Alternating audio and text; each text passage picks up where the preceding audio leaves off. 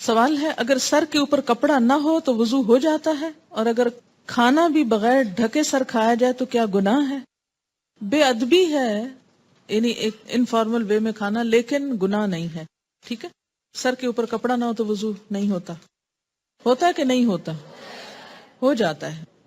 اونٹ کا گوشت کھا کر وضو کرنے کا حکم اس لیے دیا گیا کہ اس میں کینا ہوتا ہے، کھا کر سستی ہوتی ہے، اور یہ گوشت ثقیل ہوتا ہے، اس لیے انسان کو نماز کے لیے فریش کرنے کے لیے یہ حکم دیا گیا ہے. ٹھیک ہے. اگر کسی شخص کا وضو بار بار ٹوٹ جائے تو اس کے لیے کیا حکم ہے؟ کیا وہ ہر فرض و سنت نماز کے لیے وضو الگ کرے؟ کیونکہ اکثر ایسا ہوتا ہے. دیکھیے، ایک ہے اکثر ایسا ہو جانا یا کبھی کبھار ایسا ہو جانا، تو دوبارہ وضو کرنا پڑے گا.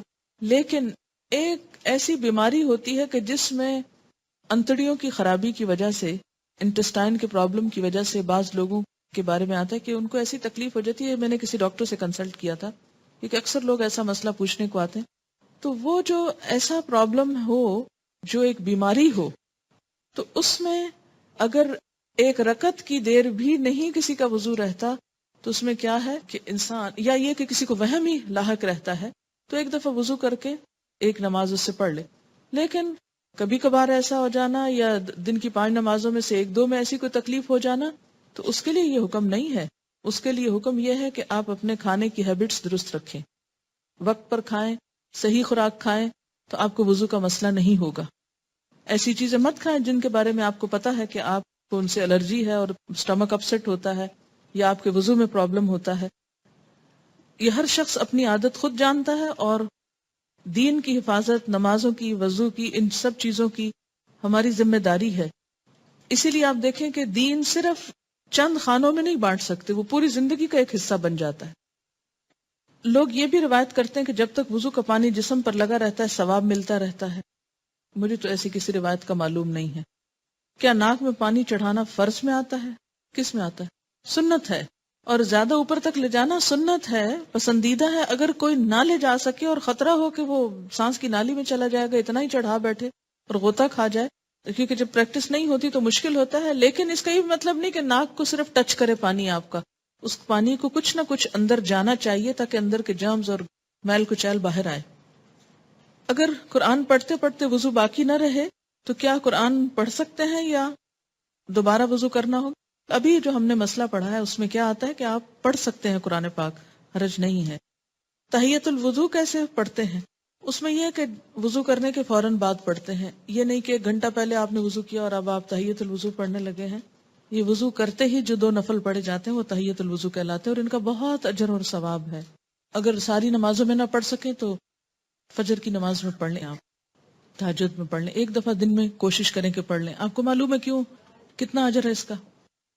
حضرت بلال والی حدیث یاد کر لیں کہ آپ صلی اللہ علیہ وسلم نے فرمایا کہ میں نے تمہاری قدموں کی چاپ جنت میں اپنے آگے آگے سنی، تو تم کون سا ایسا عمل کرتے ہو؟ تو انہوں نے کہا کہ آپ کو معلوم ہو ہی گیا تو میں بتا دیتا ہوں کہ جب میں وضو کرتا ہوں تو میں 2 نفل نماز پڑھ لیتا ہوں. تو اب ہم جب تو نہیں پڑھ سکتے تو کبھی تو دن میں کوشش کریں 1 دفعہ ہو جائے، اگر ہر دفعہ ممکن نہیں، لیکن وہ بھی اسی وقت ہو سکتا نا جب آپ کے پاس وقت ہو. دن میں تو لوگ آپ کو وقت نہیں دیں گے، لیکن فجر سے پہلے اگر آپ وقت پہ اٹھیں تو پڑھ سکتے ہیں، یا پھر تہجد کے وقت میں. کیا پیاز کھانے سے یا لہسن کھانے سے وضو ٹوٹ جاتا ہے؟ بتائیے. نہیں، کچھ بھی کھانے سے وضو نہیں ٹوٹتا، یہ بھی یاد رکھیے، سوائے اس کے کہ گوشت اونٹ کا گوشت ہو، اور وہ آپ کھاتے ہی نہیں ہیں. کیا عورت کے زیر ناف بال صاف کرنے کے لیے ریزر یا کینچی کا استعمال کرنا منع ہے؟ اگر کسی عورت کو کریم سے الرجی ہوتی ہو تو وہ کیا کرے؟ ایسا کچھ بھی منع نہیں ہے. یہ بالکل من گھڑت بات ہے کہ جنازہ بھاری ہو جاتا ہے لوہا لگانے سے. ریزر استعمال کریں، کوئی بھی ایسی چیز استعمال کریں. بلکہ میں سمجھتی ہوں کہ کریمز کی نسبت زیادہ بہتر ہے، کہ کریمز میں بعض اوقات ایسے کیمیکلز ہو سکتے ہیں کہ جو آپ کی سکن کے لیے بہتر نہ ہو. آپ کو پتہ ہے حدیث میں کیا الفاظ آتے ہیں؟ میں نے آپ کو پہلے بھی سنائے تھے، حلق الآن و نطف الابط. ابھی بھی یہ لفظ گزرے ہیں نطف الابط. حلق الآن، حلق کہتے ہیں اس طرح استعمال کرنا، یہ ریزر استعمال کرنے کو، یعنی زیر ناف بال ریزر سے صاف کیے جائیں اور انڈر آرمز بال جو ہیں ان کو اکھیڑا جائے.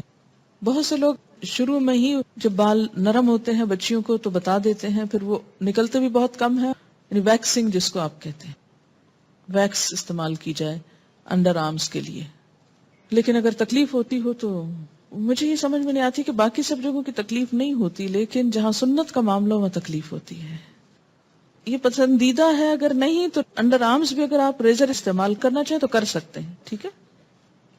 وضاحت کر دیجئے کہ انگلیوں کا خلال جو ہے وضو شروع کرتے وقت یہ کس وقت کرنا ہوگا؟ جب آپ بازو دھو لیں، مسح کر لیں، پاؤں دھونے سے پہلے. موزوں کے مسح سے کیا مراد ہے؟ کیا اس کا مطلب یہ کہ ہاتھ گیلے کر کے موزوں کے اندر لے جائیں یا پھر پیروں پر ہی پھیر لیے جائیں؟ یا اس کا مطلب ہے کہ ہاتھ گیلے کر کے موزوں کے اوپر ہی پھیر لیے جائیں؟ اس طرح جوتوں کے مسح کے بارے میں بتا دیں. مسح کا طریقہ یہ ہے کہ پانی سے ہاتھ گیلے کیے جائیں اور پاؤں کی انگلیوں سے ہاتھ شروع کر کے اوپر پنڈلی تک لے جایا جائے. اس سے مسح ہو جاتا ہے. نیچے کی طرف سے یعنی تلوے کی طرف سے ہاتھ پھیرنے کی ضرورت نہیں. حضرت علی رضی اللہ تعالیٰ عنہ کا قول آپ کو یاد ہوگا کہ اگر دین جو ہے وہ عقل پر مبنی ہوتا تو پاؤں کے نیچے سے ہاتھ پھیرے جاتے، کیونکہ زیادہ میلا حصہ تو نیچے کا ہوتا ہے، لیکن سنت یہی ہے کہ اوپر سے ہاتھ پھیرے جائیں. اگر کوئی شخص ایک ہی دفعہ دھوتا ہے تو وضو ہو جاتا ہے، لیکن ثواب کس میں ہے؟ 3 دفعہ دھونے میں. اور اس سے آگے بڑھ کر 4 دفعہ دھونے میں ثواب نہیں، ناپسندیدہ ہے، زیادتی ہے، اسے اچھا نہیں سمجھا گیا. آپ صلی اللہ علیہ وسلم ناراض ہوئے. ٹھیک ہے.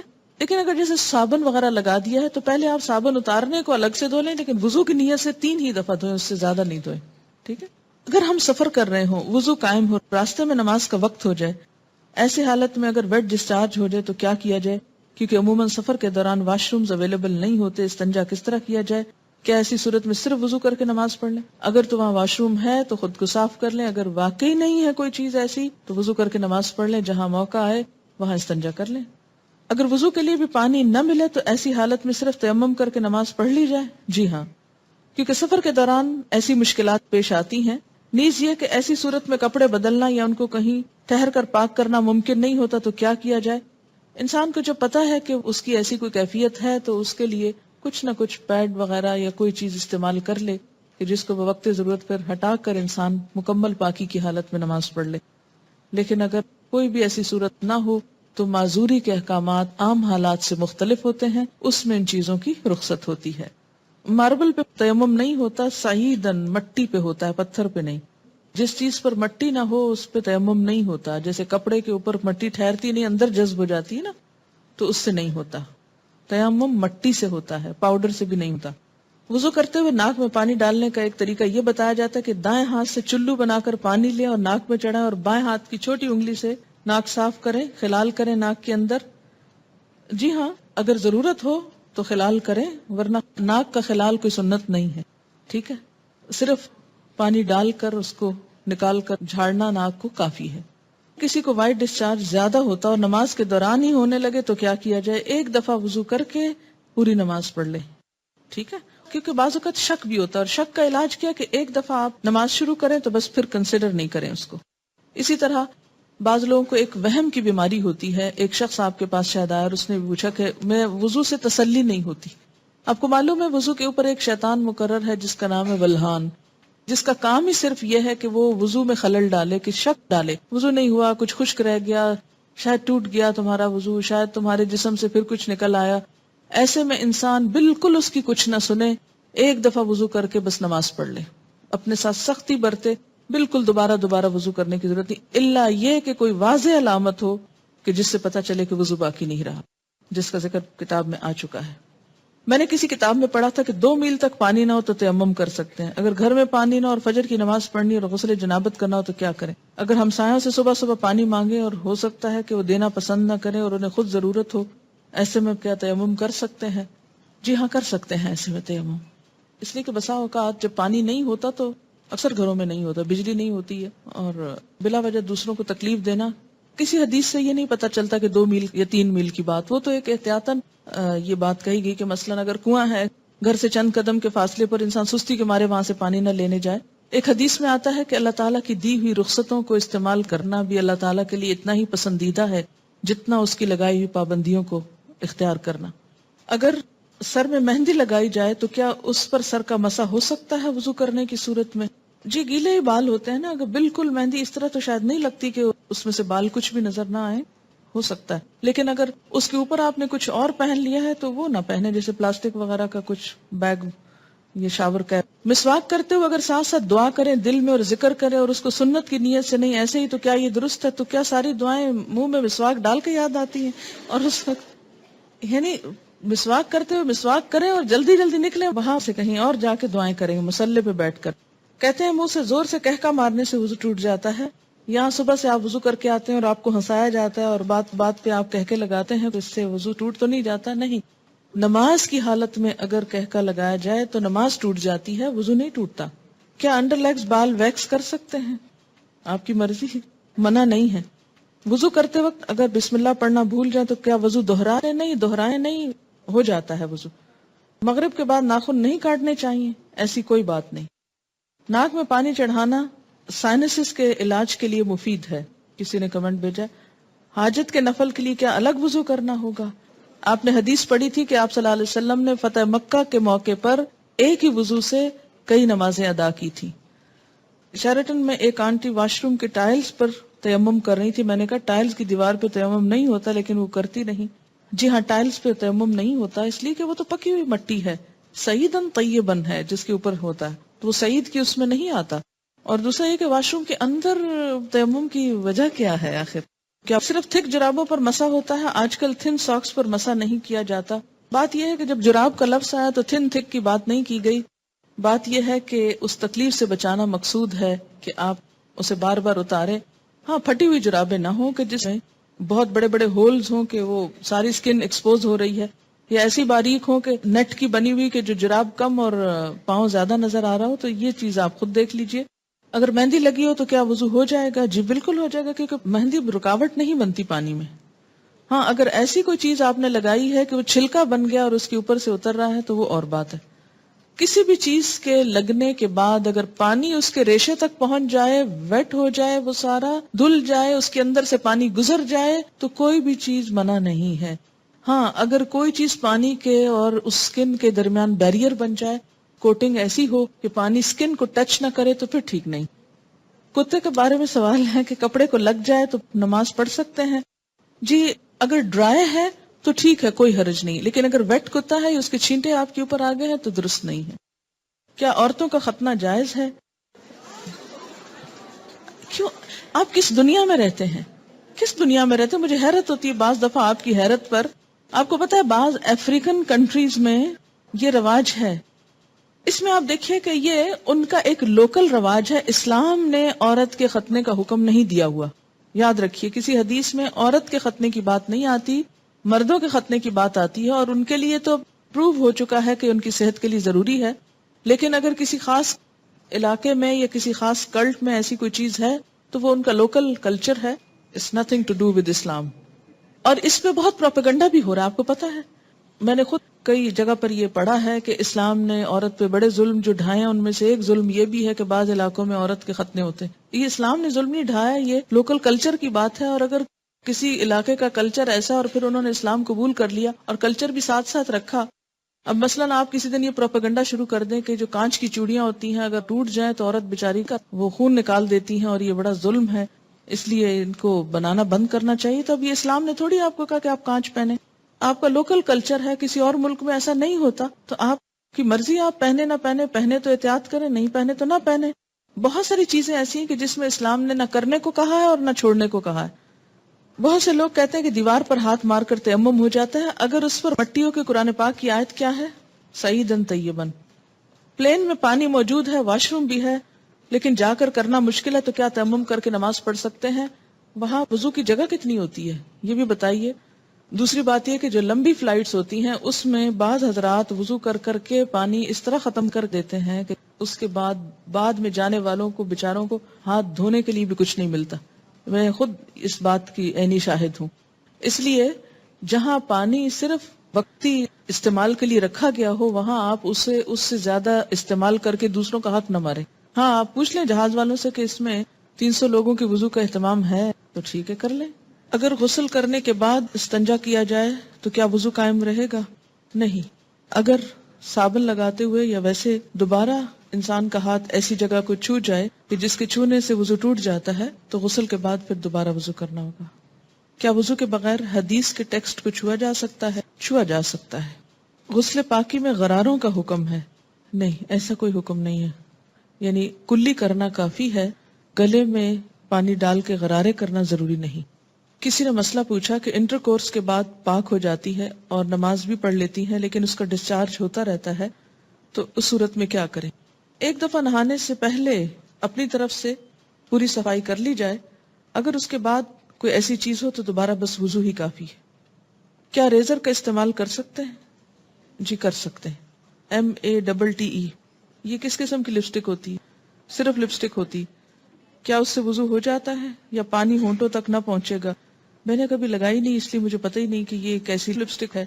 یاد رکھیں کہ چھوٹے چھوٹے سوال اس طرح کے پوچھنے کے بجائے شریعت کا ایک اصول یاد رکھیں. ہر وہ چیز جس سے پانی سکن تک پہنچنے میں رکاوٹ نہیں ہوتی اس سے وضو ہو جاتا ہے. کوئی بھی چیز جس کے لگنے سے پانی سکن کو نہیں چھوتا، خواہ وہ کچھ بھی ہو، وضو نہیں ہوگا. وضو کرنے کے بعد اگر ٹی وی دیکھیں تو کیا وضو ٹوٹ جاتا ہے؟ اس میں بھی کیا اصول کار فرمائے؟ یہ میں نے سوال، مجھے معلوم تھا کہ یہ کوئی ایسا نہیں، لیکن میں نے جان بوجھ کے پڑھا ہے. کیوں جان بوجھ کے پڑھا ہے؟ اس سے آپ کو سکھانا. کہتے ہیں نا کہ ضروری نہیں کہ ایک بہت اچھے سوال سے انسان سیکھے، بعض اوقات ایک ایسے مذاقہ خیز سوال سے بھی کچھ سیکھ سکتے ہیں آپ. کیوں؟ اس لیے کہ جب تک شریعت کے جو احکامات ہیں ہمارے لیے ان کی علت نہیں معلوم ہوگی، وجہ نہیں معلوم ہوگی، اس وقت تک ہم سمجھ نہیں پائیں گے. پہلی بات تو یہ کہ وضو ٹوٹنے کے اسباب یا علت کیا ہے؟ کیا وجہ ہے کہ شریعت نے دوبارہ وضو کرنے کے لیے کہا ہے؟ کہ جسم کے اندر سے ناپاک ڈسچارج جب نکلتا ہے. مثلا بہت سے لوگ مجھ سے پوچھتے ہیں بچوں کو دودھ پلانے سے وضو ٹوٹ جاتا ہے؟ نہیں ٹوٹتا. اس طرح تو ماں کو ایک عذاب میں ڈال دیا جائے کہ بچے بعض اوقات ایسے ہوتے بہت تنگ کرتے ہیں، ان کو ایک عادت ہو جاتی، جو بچے بڑے ہوتے ہیں ان کو عادت ہو جاتی کہ ہر تھوڑی دیر میں آ کے ماں کو تنگ کرتے ہیں کہ دودھ دو. بعض اوقات ماں کو مارنا شروع کر دیتے ہیں، پریشان کرتے ہیں. اب ماں صرف اس لیے مار کھاتی رہے کہ میرا وضو ہے. اور بعض اوقات یہ کہ 2 سنت پڑھی آپ نے اور فرض پڑھنے کے درمیان میں بچے نے شور مچانا شروع کر دیا. بجائے اس کے کہ آپ فرض پڑھیں، آپ پہلے کیا کریں، اسے دودھ پلا لیں. اور آپ اس لیے نہ پلائیں کہ وہ میرا وضو نہیں رہے گا، تو بچہ شور مچا مچا کے سب کو جگا ڈالے. اور پھر یہ کہ آپ نماز میں بھی کوئی توجہ نہ ہو کہ وہ چیختا ہے چلاتا رہے، میں پہلے نماز پوری کر لوں پھر دودھ پلاؤں گی. تو اسلام نے ایسے احکام نہیں دیے. اس میں کیا حکم ہے کہ آپ دودھ پلا سکتی. اسی طرح بعض اوقات زکام ہو جاتا ہے آپ کو، تو زکام سے وضو نہیں ٹوٹتا آپ کا، اگرچہ وہ ناک سے کوئی ناپاک ڈسچارج بھی نہیں، لیکن اس کو صاف بھی نہیں کہہ سکتے، طیب میں نہیں آتا، ہاں اس سے بھی وضو نہیں ٹوٹتا. اسی طرح آنسو ہے، آنسوؤں سے بھی وضو نہیں ٹوٹتا. کہ ایک شخص ایک گھنٹہ رو لیا ہے اور اس کے بہت آنسو بہ لیے، تو اس سے بھی اگر زیادہ بہا سکتا تو بہا لے اپنا دل ٹھنڈا کرنے کو، وضو نہیں ٹوٹے گا. ٹھیک ہے. تو عربی میں ایک اصطلاح استعمال ہوتی ہے، اگر وہ یاد رہے آپ کو تو بہت آسانی ہو جائے گی، کہ سبیلین سے جو کچھ نکلتا ہے اس سے وضو ٹوٹتا ہے. سبیلین 2 راستوں کو کہتے ہیں، یعنی ناپاک ڈسچارج کے 2 راستے جو ہیں، سبیل کہتے ہیں نا راستے کو، تو سبیلین دونوں راستوں سے.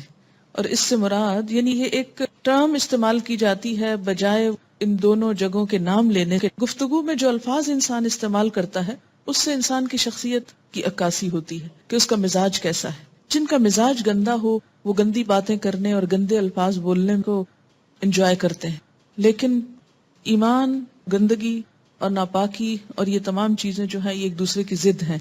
یہ انسان کی ضروریات میں سے تو ہیں، اسی لیے انسان کیا کہتا ہے، اپنی ضرورت سے فارغ ہونا. ایک بہترین لفظ ہے جو مطلب بھی پورا کرتا ہے اور ان الفاظ میں بھی کوئی قباحت نہیں ہے، کوئی شناعت نہیں ہے. تو اسی طرح جب سبیلین کا لفظ بولا جاتا ہے تو اس لفظ کے سمجھنے میں آپ کو تو دقت نہیں ہے، کیونکہ آپ عربی پڑھتے ہیں، قرآن پڑھتے ہیں، آپ کو اتنا معلوم ہے لفظ. جو چیز وضو لازم کرتی ہے وہ کیا ہے؟ سبیلین سے کسی چیز کا اخراج، ڈسچارج. ٹھیک. بعض ڈسچارجز سبیلین سے صرف وضو کو ضروری کرتے ہیں اور بعض سے غسل بھی فرض ہو جاتا ہے. ٹھیک. جہاں تک خون کے نکلنے کا تعلق ہے، سبیلین کے علاوہ اگر جسم کے کسی حصے سے خون نکلتا ہے، مثلا دانت سے نکسیر پھوٹ گئی، کہیں اور کٹ لگ گیا، جسم سے خون نکل آیا، اس کے بارے میں 2 آراء ہیں، اختلاف ہے. سبیلین میں کوئی اختلاف نہیں، یاد رکھیے، سبیلین کے اخراج میں کوئی بھی اختلاف نہیں. سب کے ہاں ایسے ڈسچارج سے، کسی بھی چیز کے نکلنے سے وضو نہیں رہتا. لیکن خون اگر سبیلین میں سے نکلے تو وضو نہیں رہے گا، مگر جسم کے کسی اور حصے سے، مثلا دانت سے، ناک سے یا ہاتھ سے. اس کے بارے میں دو رائے ہیں. دو کون سی رائے ہیں؟ ایک رائے یہ ہے اگر اتنا نکلے کہ ایک قطرہ بن کے بہہ جائے، بہنے والا خون نکلے تو وضو نہیں رہتا. ٹھیک ہے؟ بہنے سے مراد کیا ہے؟ مثلا کٹ لگا، پہلے رستا رہا، پھر کٹھا ہوا، کٹھا ہو کے ڈراپ گر گیا تو وضو ٹوٹ گیا. ایک یہ رائے. دوسری رائے کیا ہے اس میں کہ نہیں، اس سے وضو نہیں ٹوٹتا، اور وہ دلیل کیا دیتے ہیں کہ حضرت عمر رضی اللہ تعالیٰ عنہ کو جب نماز میں شہید کیا گیا تھا تو انہوں نے نماز چھوڑی نہیں، یا حضرت علی رضی اللہ تعالیٰ عنہ کا جب تیر نکالا گیا تھا نماز کی حالت میں تو انہوں نے نماز توڑی نہیں تھی. ظاہر ہے تیر نکلا تو کیا خون نہ نکلا؟ نکلا نا. ہاں، اسی طرح اگر آپ نے وضو کیا ہے، بعض اوقات ایسا ہوتا ہے نا کہ وضو کر کے آپ ہٹنے لگتے ہیں کہ آپ کو منہ محسوس ہوتا ہے، آپ دوبارہ سپٹ کرتے ہیں تو کیا ہوتا ہے؟ اس میں کچھ ریڈش محسوس ہوتا ہے کہ لگتا ہے کہ مسوڑوں سے خون آ گیا. اب اس میں وضو کی ایسی ضرورت نہیں ہے. اسی طرح بعض اوقات نماز پڑھتے پڑھتے کسی کی نکسیر چھوٹ جاتی ہوتا ہے نا، بعض لوگوں کو تکلیف ہوتی ہے. نکسیر کا معنی پتا ہے آپ کو؟ جو بلڈ ناک سے آتا ہے، بیماری ہوتی ہے. یا اسی طرح آپ بیٹھے کوئی کام کر رہے تھے، سوئی سے سوئی ایک دم لگ گئی جسم کے کسی حصے میں تو تھوڑا بہت خون رس گیا. یا بعض اوقات ایسا ہوتا ہے کہ کوئی پھوڑے وغیرہ نکل آتے ہیں، ہے نا. اچھا، ان پھوڑوں سے کچھ نہ کچھ تھوڑا تھوڑا رشتہ رہتا ہے، پس نکل آتی ہے کچھ یا کچھ، یا کسی کو کوئی اور چوٹ لگ چکی ہوتی ہے. تو نماز پڑھتے میں کیا ہوتا ہے، اوپر کھڑے ہوئے نیچے بیٹھے زمین پہ، اس سے وہ پریشر آیا کسی جگہ پر تو خون اور نکل آیا. اس سے یہ نہیں کہ وضو بھی ٹوٹ گیا اور نماز بھی ٹوٹ گئی، نہیں، نماز کنٹینیو کریں. تو تھوڑا بہت اس طرح کا اگر بلیڈنگ وغیرہ ہوتی ہے تو اس کو اگنور کیا جا سکتا ہے. اسی طرح آپ وضو کر کے کھڑے ہیں، ناک سے زکام آ رہا ہے، کوئی فرق نہیں پڑتا. رو رہے ہیں آپ، رو رہے ہیں، کوئی بات نہیں. یا منہ سے رال ٹپک گئی، بعض لوگوں کو بیماری ہو سکتی ہے منہ سے رال ٹپکنے کی، سوتے میں تو ٹپکے کی تو وہ تو پھر ویسے ہی وضو نہیں رہے گا. لیکن بعض اوقات ایسا ہوتا ہے نا کہ بعض لوگ جیسے کمزور ذہن کے ہوتے ہیں یا مریض ہوتے ہیں، یا اسی طرح تھوک دیا آپ نے، تھوک ہے یا تھوک میں بلغم وغیرہ ہے تو اس سے وضو نہیں ٹوٹتا.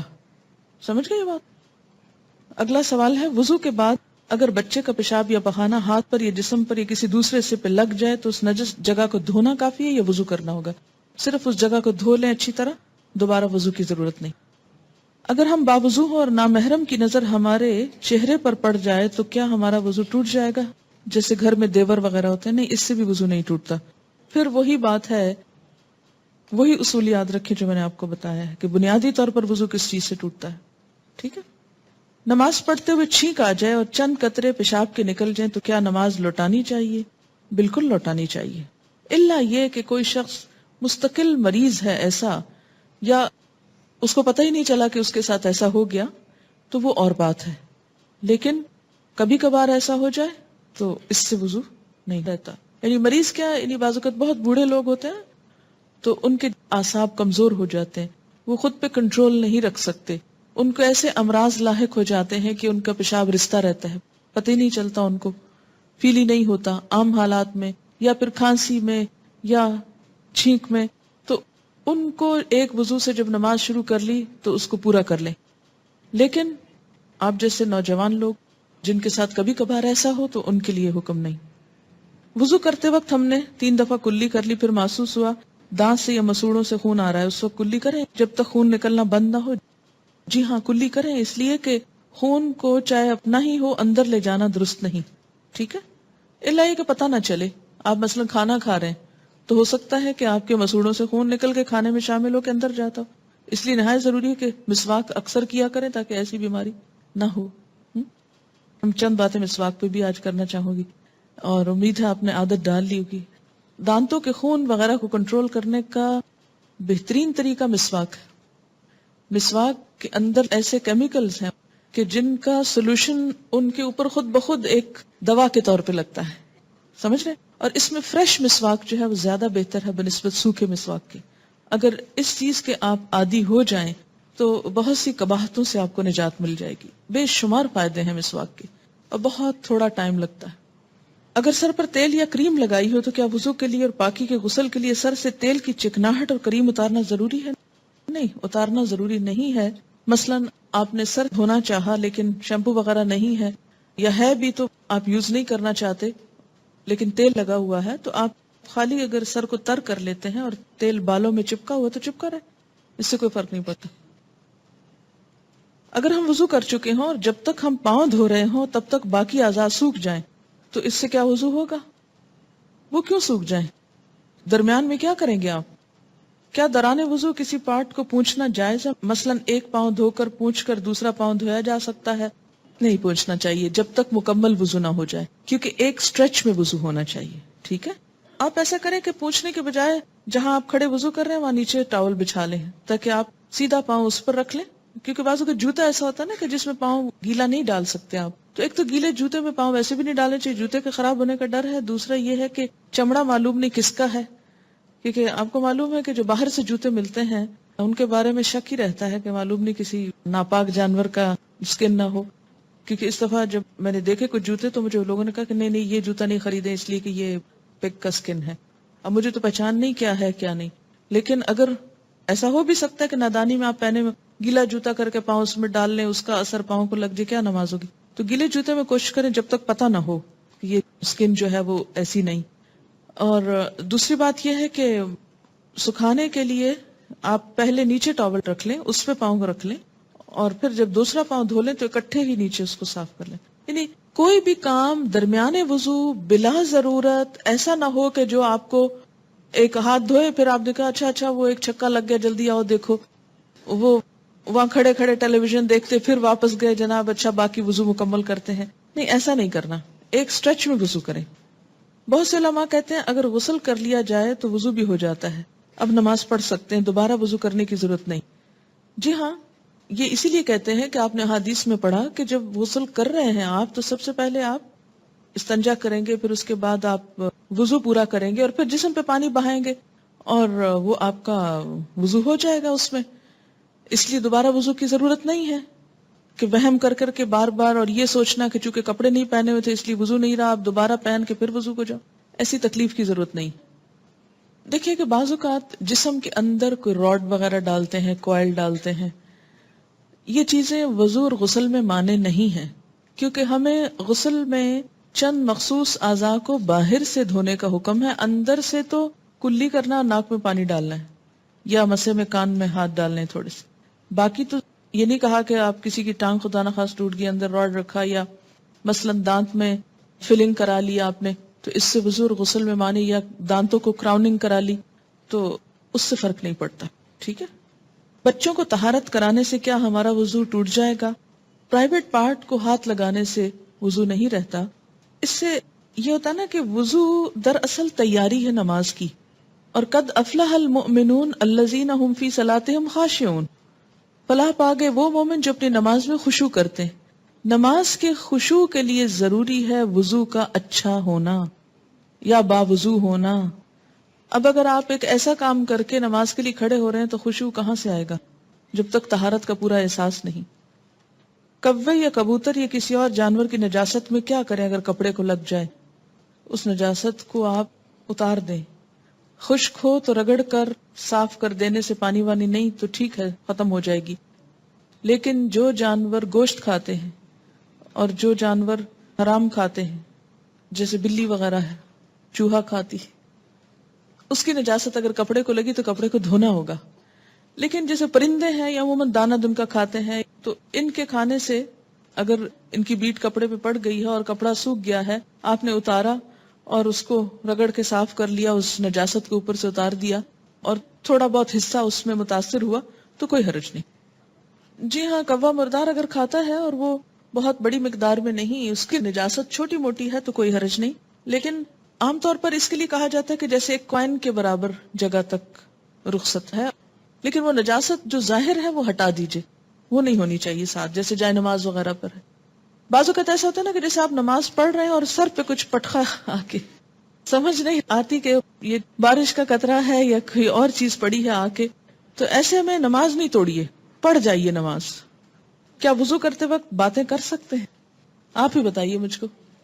حرام نہیں ہے لیکن درست بھی نہیں، ادب کے خلاف ہے. میں نے پہلے بھی عرض کیا کہ جب ہمارے وضو میں خشوع نہیں ہوگا، توجہ نہیں ہوگی، تو نماز میں لطف نہیں آئے گا. آپ تجربہ کر کے دیکھ لیجئے، ایک وضو کیجئے توجہ سے اللہ کو یاد کرتے ہوئے، نماز کا سوچتے ہوئے، اور ایک کیجئے باتیں کرتے ہوئے، اور پھر نماز پہ کھڑے ہوئیے. آپ اپنے دل کی کیفیت میں واضح فرق پائیں گے.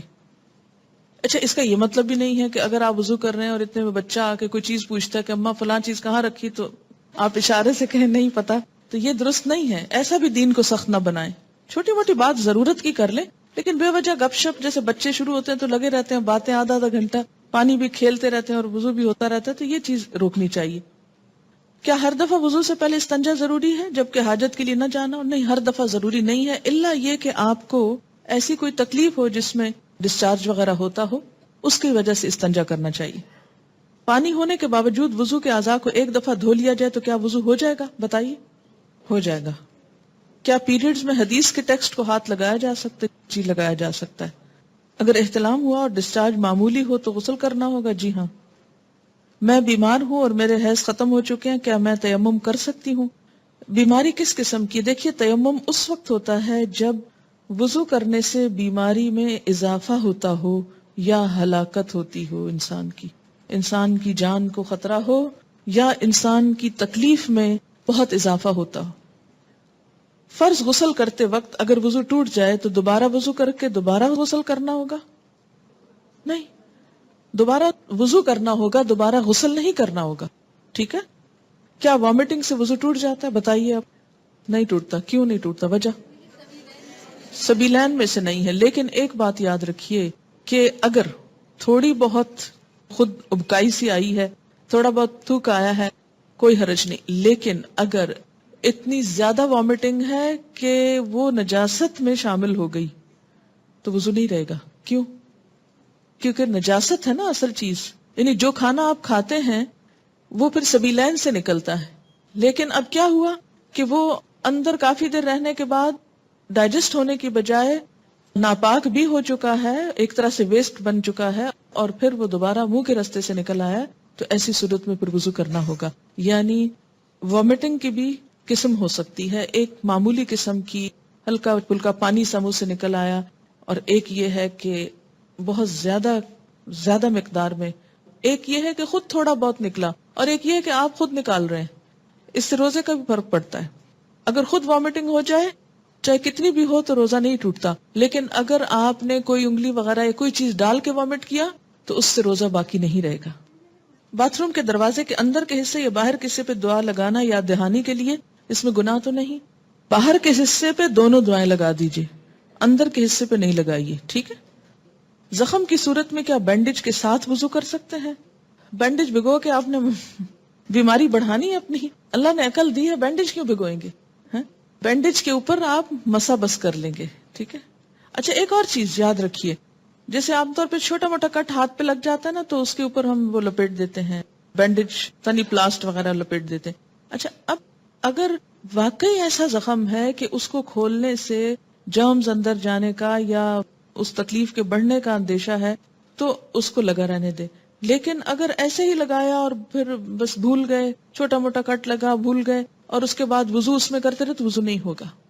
ٹھیک ہے. کیوں نہیں ہوگا؟ اس لیے کہ وہ زخم تو اتنے حصے میں تھا، آپ نے اس کو بے وجہ میں سارے میں لپیٹ رکھا، اور زخم بھی ایسا نہیں کہ جس کو دھونے سے کوئی بیماری بڑھے، تو اس کو اتار دیجئے. اور آپ کو یہ تو معلوم ہوگا کہ زخموں کو لپیٹ کر رکھنے سے زخم کبھی بھی ہیل اپ نہیں ہوتے، ان کو کھولنا ضروری ہوتا ہے. الا یہ کہ وہ بہت گہرے ہوں کہ دوا وغیرہ اس کے اوپر لگا کے بند کیا ہو. پیریڈز کے بعد فرض غسل کے لیے خوشبو نہ ہو تو صابن استعمال کیا جا سکتا ہے؟ جی ہاں، صابن ہی استعمال ہوگا. کبھی ٹوائلٹ میں پہنا ہوا کپڑا زمین کو لگ جاتا ہے، حالانکہ ٹوائلٹ آج کل صاف ہوتے ہیں، کیا وہ کپڑا پاک رہتا ہے؟ پاک ہے. اگر گیلا ہے کچھ اور شک والی بات ہے تو اس کو آپ کیا کریں؟ دھو لیں. اگر کارپٹ ناپاک ہے، یعنی اس پہ بچے نے پیشاب کیا ہو، اس کے اوپر پوچا وغیرہ لگایا، اسپنج کیا اس کو، لیکن پھر بھی ناپاکی کا احساس ہو، ایسی صورت میں خشک ہونے پر اوپر جائے نماز بچھا کر نماز پڑھی جائے یا ویسے بھی پڑھی جا سکتی؟ افضل یہی ہے کہ جائے نماز بچھا کر نماز پڑھی جائے. لیکن اگر اسپنجنگ ایسی ہوئی ہے کہ اس سے نجاست کا اثر ختم ہو گیا ہے اور خشک ہونے پر وہ بالکل اسمیل وغیرہ ہر چیز چلی گئی، تو بغیر جائے نماز کے بھی نماز ہو جائے گی. ٹھیک ہے, ڈپینڈ کرتا نا اسپنجنگ کی آپ نے کس طرح کی ہے, کارپیٹ کی نوعیت کیا ہے.